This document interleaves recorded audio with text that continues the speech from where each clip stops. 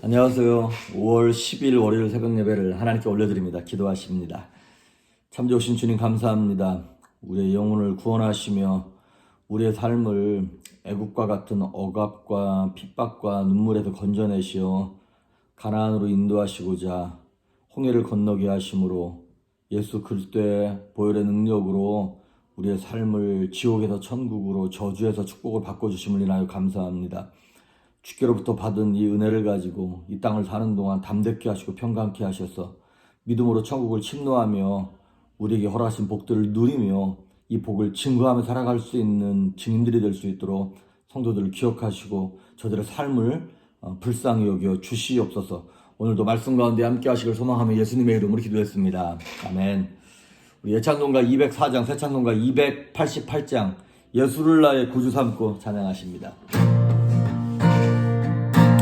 예수를 나의 구주 삼고 성령과 피로써 거듭나니 이 세상에서 내 영혼이 하늘의 영광 누리도다. 이것이 나의 간증이요 이것이 나의 찬송일세. 나 사는 동안 끊임없이 주를 찬송하리로다. 온전히 주께 맡긴 내 영 사랑의 음성을 듣는 중에 천사를 왕래하는 것과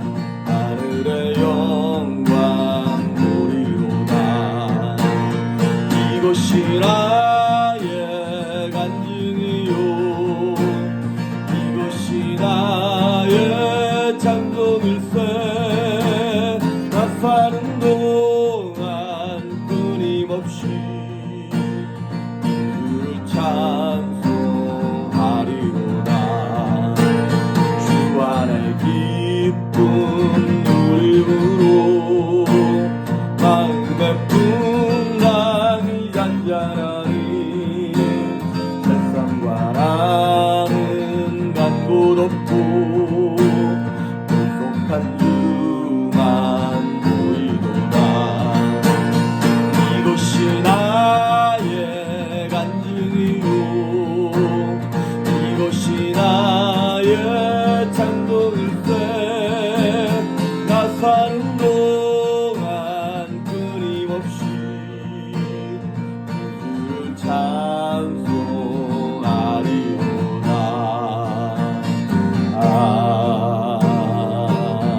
아멘. 아멘. 오늘 우리에게 주시는 하나님의 말씀 보도록 합니다. 사도행전 6장 1절에서 7절에 있는 말씀입니다. 사도행전 6장 1절에서 7절 말씀까지 제가 봉독해 올립니다.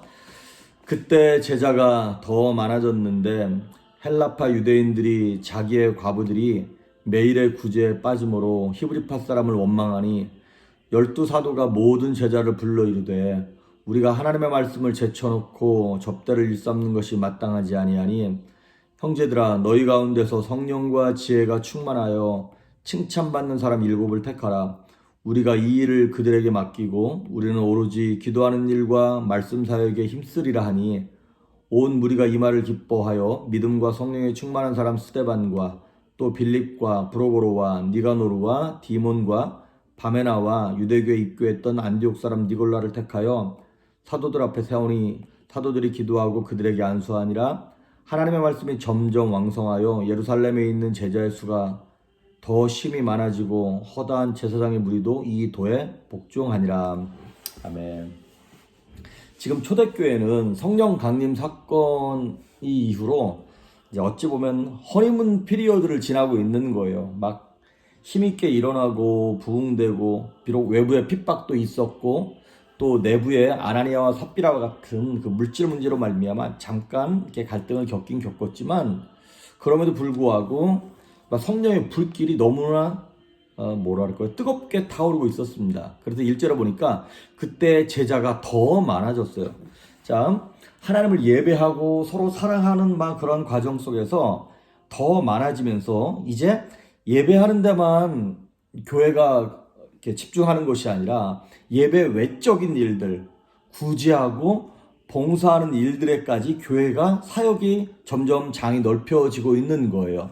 그 많아지면서 무슨 일들이 생겼냐면 헬라파 유대인들이 자기의 과부들이 매일의 구제에 빠짐으로 히브리파 사람을 원망하니, 자, 이제 어찌 보면 그동안에 허니문 피리어드 같은 것이 이렇게 좀 침해받는 그런 느낌입니다. 이제 이게 무슨 내용이냐면 점점점 교회가 부흥되면서 가난한 사람들, 고아, 과부 이런 사람들이 모여들면서 성도들 가운데 믿음 있는 사람들이 밭을 팔고 집을 팔고 하면서 교회에다 그거를 헌금을 했거든요. 그것들을 가지고 봉사하고 구제하는 데 쓰다가 이제 과부들을 도와주는데 무슨 일이 생겼냐면 히브리파 과부가 있었고 헬라파 과부, 이 이제 두 그룹이 있는 거예요. 그런데 히브리파 사람들은 누구냐면 이스라엘에서 태어나고 거기서 성장한 유대인들 이제 거기 선민의식이 강하고 되게 배타적인 사람들이죠. 근데 헬라파 유대인들은 누구냐면 히브리 사람들은 히브리 사람들인데 해외로 포로로 끌려간 후손들이라든가 어떠한 이유로 인하여 외부에 타지에 나가 있던 사람들이 돌아온 거예요. 그래서 이들을 우리가 흔히 이제 디아스포라라고 얘기하죠. 흩어져 있는 유대인들. 이 사람들은 히브리 말도 어느 정도 하긴 하겠습니다만은 헬라 지역, 이방 지역에서 자라고 태어나다 보니까 헬라어를 주로 사용하게 되었죠.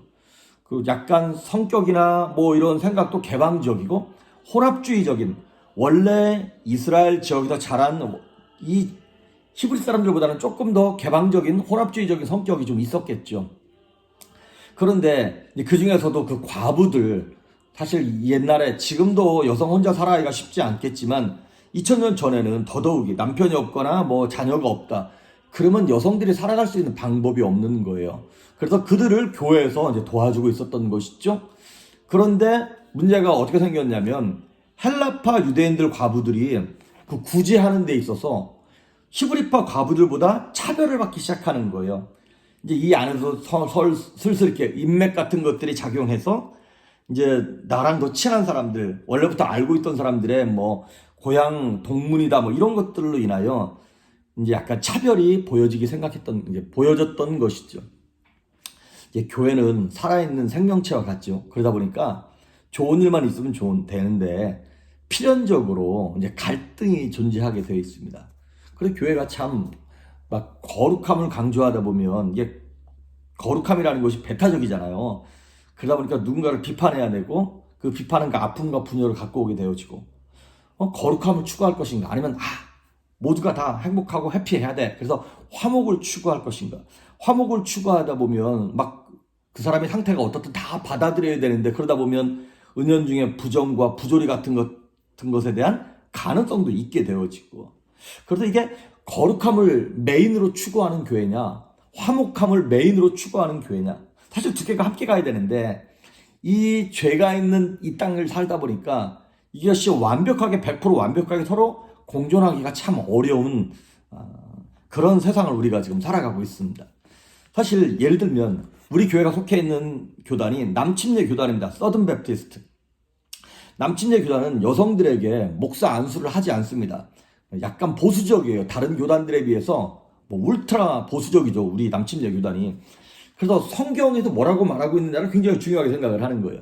그래서 그 남침례 교단 안에도 이제 다수는 되게 보수적이에요. 그래서 이런 사람들은 뭐라고 얘기하냐면 성경에 보니까 여성들은, 아내는 남편에게 복종하라 그랬다, 그리고 교회에서 잠잠하라 그랬다, 그래서 여성들에게 목사 안수를 반대해요. 대부분의 남침례 교회 이제 그 보수적인 목사님들이. 근데 또 개 중에 약간 중도파나 약간 진보적인 성향의 목사님들이 계세요. 이분들은 개인의 신앙과 양심의 자유를 되게 중요시하다 보니까, 아니 왜 남성과 여성을 차별하냐, 그러면서 여성들에게도 안수를 줘야 되는 게 옳지 않느냐라고 이 문제 갖고 사실 우리 남침례 교단 안에서도 첨예하게 대립하고 이것 때문에 싸우기도 하고 그런 일들이 있어요. 자, 우리가 이런 현실의 문제는 단순하지 않죠. 누가 옳으냐, 성경에서 뭐라고 말하고 있느냐, 전통이 뭐라고 말하고 있느냐, 현실의 삶의 환경은 어떠하냐를 이렇게 딱 봤을 때 어느 한쪽에 100% 옳고 어느 한쪽에 100% 틀리다라고 말하기가 어렵습니다. 그런 법은 또 없어요. 그러다 보니까 양쪽 다 만족할 만한 완전한 해결책을 갖고 오기란 어렵다는 것이죠. 마치 우리가 고부간의 갈등처럼 며느리가 옳으냐 시어머니가 옳으냐, 시어머니 말씀 들으면 거기가 옳은 것 같고 며느리 말 들으면 며느리가 옳은 것 같아요. 그러니까 며느리가 진짜 모든 걸 포기하고 막 천사가 되어가지고 화병 나서 죽거나 시어머니가 참고 살다가 화병 나서 돌아가시거나 어느 한쪽이 진짜 뭐 포기하지 않는 한 이게 해결될 수 없는 문제죠. 무슨 말씀을 드리고 싶은 거냐면 사람이 성숙하고 교회가 성숙한다는 얘기는 갈등을 동반한다는 얘기입니다. 필연적으로 갈등이 모든 시스템과 공동체와 이 가족 구성원 안에는 있다는 것이죠. 그래서 그 갈등을 해소하는 과정에서 그 애매한 되게 뭐라 할까요? 서로 안 맞아가지고 불편하다, 애매하다라고 하는 그 상태를 수용하고 평안할 수 있는 능력이 성숙함입니다. 이것이 100% 한쪽을 만족시키는 해결책은 없습니다. 100% 양쪽을 다 만족시키는 해결책은 없는 거 우리가 살아보니까 알았잖아요. 그러니까 성숙이라고 하는 것은 뭐냐면 이거예요. 애매함 속에서 살아갈 수 있는 능력. 마치 사도 바울이 복음을 전하는데 몸이 건강해도 복음을 전하면 얼마나 좋습니까? 근데 기도했는데 하나님 뭐라 그랬어요? 내 은혜가 내게 족하다. 안 고쳐줄 거야. 이 말이에요. 몸이 불편한 거예요. 근데 하나님 안 고쳐주신다는 거예요. 근데 사도 바울이 거기다 대고 막 하나님을 향하여 불평하거나 다투지 않았어요. 사도 바울은 그걸 감사하면서 가시를 몸에 품고 하던 일 계속하면서 살았어요. 그 애매함을 견디는 능력, 그 불편함을 수용하고 평안을 누리는 능력, 그게 성숙함입니다. 그게 성장한 크리스찬의 모습이라고 하는 것이죠. 오늘 초대교회가 이 갈등이 딱 왔을 때 이 갈등의 문제를 가지고 네가 옳으냐 내가 옳으냐를 따지지 않았습니다. 이 갈등 때문에 오히려 긍정적인 결과가 나옵니다. 교회가 갈등을 통해서 점차 명확한 하나님의 뜻을 찾아가는 게 목적인 것이지 내가 옳으냐 네가 틀리냐를 논하는 게 목적이 아니라는 걸 우리가 알아야 한다는 것입니다. 그래서 결국에는 이 문제로 말미암아 제자들은 기도와 말씀에 전무하게 되어지고 전념하게 되고 또한 훌륭한 7집단을 딱 선출하는 너무나 훌륭한 어떤 그 결국에 도달하게 됩니다. 그래서 여러분 사도행전 15장 나중에도 보면 아시겠지만 바울이 1차 전도여행 끝나고 난 다음에 이제 안디옥 교회에 딱 돌아와서 여러 가지 갈등을 딱 대면하게 돼요. 그게 뭐냐면 예수 믿고 돌아온 이방인들이 할례를 받아야 되냐 말아야 되냐 이 문제 갖고 나중에 예루살렘 교회까지 가서 이거 갖고 막 첨예하게 토론하고 이거 갖고 막 아규를 벌입니다. 그런데요, 그 과정, 꽤 오랜 시간 걸린 그 과정을 통해서 어떤 복음이 정립되냐면 이거예요. 이신칭의 오직 믿음으로만 구원받는다라고 하는 그 결론에 도달하게 돼요. 근데 그 결론에 도달하기까지 꽤 오랜 시간 동안 수년 동안 기도하면서 서로 상처 주지 않는 범위 내에서 이거를 토론하고 알규하면서 결국에는 그 믿음의 정점, 이신칭의 거기에 딱 도달했던 것처럼 교회가 성장하기 위해서는 그리고 가정이 성숙하기 위해서는 갈등이 필수 불가결한 요인인 것입니다. 그래서 문제점을 발견하고 교정하는 계기가 되어야 한다는 것이에요. 그런데 이 과정에서 한 가지 유의해야 할 것이 있습니다. 뭐냐면 섭섭함의 문제입니다. 참 믿음 좋은 사람도 섭섭막이 들어가는 순간 그동안 받았던 은혜를 다 뒤집고 까먹고 잊어버리더라고요. 설령 내 생각, 내 의견이 관철되지 않았을지라도 이것을 기도하는 가운데 아니면 뭐 재직회가 됐든 총회가 됐든 거기서 이렇게 통과되면 내 뜻하고는 다르지만 또 하나님이 이 과정을 통하여 우리를 성숙하게 하시는구나. 그리고 아멘. 그리고 그냥 입 다물고 같이 기도해주며 이것이 잘 되기를 바라야 되는데 그동안의 한국 교회의 모습을 보면 내 뜻, 내 의견이 관철되지 않으면 뒤에 가서 은연중에 이 말 저 말을 하고 그 일이 꼬였을 때, 거봐, 내가 뭐라 그랬어. 이 말이 나온단 말이죠. 저는 이거를 볼 때마다 그런 사람들 잘 들으십시오. 그런 성도님들. 마귀의 밥입니다. 악한 영들이 사용하는 너무나 쉬운 도구가 됩니다. 내 의견, 내 생각과 반대되는 안건이 통과되었을 때에 여러분의 마음의 상태, 감정의 상태, 여러분의 말과 삶의 태도가 여러분의 성숙의 게이지가 되는 것입니다. 그거를 여러분 깨달으시고 나는 교회에 어떤 의견이 결정났을 때 어떻게 반응하는 걸 한번 생각하시면서 오히려 그 갈등이 왔을 때 어떻게 해소하고 있나 이거를 수용하고 나는 평강을 유지하고 있는가. 그런 분들이라면 아주 좋습니다. 성숙한 신앙인입니다.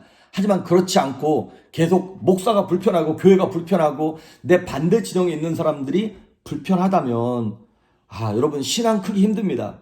이 마지막 때에 이런 일들 점점 더 많아질 겁니다. 점점 더 디테일한 것들을 가지고 좋게 말해서 디테일한 거지 다르게 말하면 별것 아닌 사소한 문제를 가지고 교회를 마귀는 점점 더 공격할 거예요. 그게 뭐냐면 여러분의 자존심, 여러분의 감정, 성도들의 느낌 같은 것들을 기분 나쁘게 만들어서 이걸 하나 듣지 못하게 하는 마귀의 트랩에 우리가 걸리게 되는 것입니다.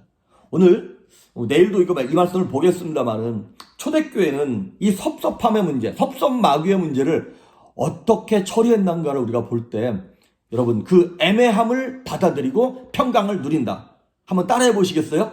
애매함을 받아들이고 평강을 누린다.